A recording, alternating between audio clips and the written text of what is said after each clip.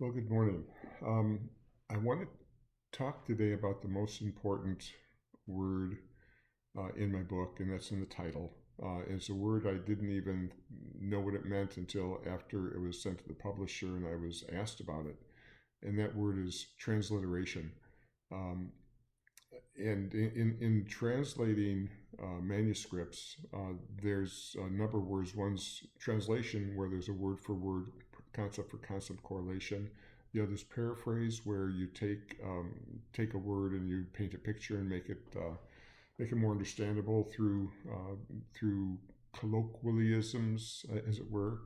But transliteration says that there is no word in the language you're trying to translate that manuscript into. There's no word that they have that corresponds to the word that you have. And so you have to create a brand new word. You have to attach meaning to that word. Then you have to try to communicate that word to that other culture.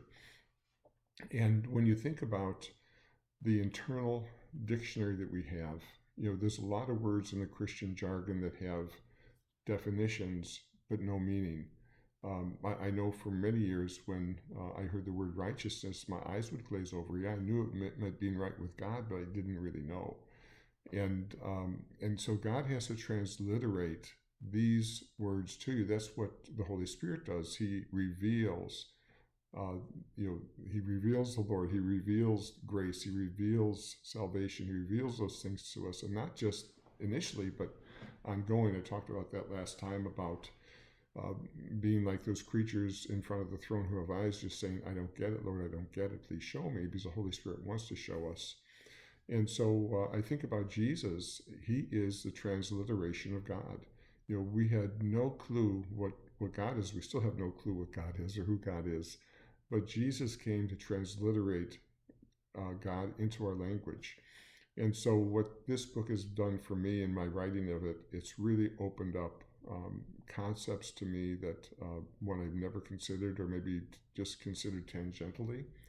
And it really began making things real to me, like righteousness. And we'll talk about that down the road. But that's such an important term. And it just doesn't mean being right with God. And that's where we typically land, and why eyes glaze over, because it has no practical meaning.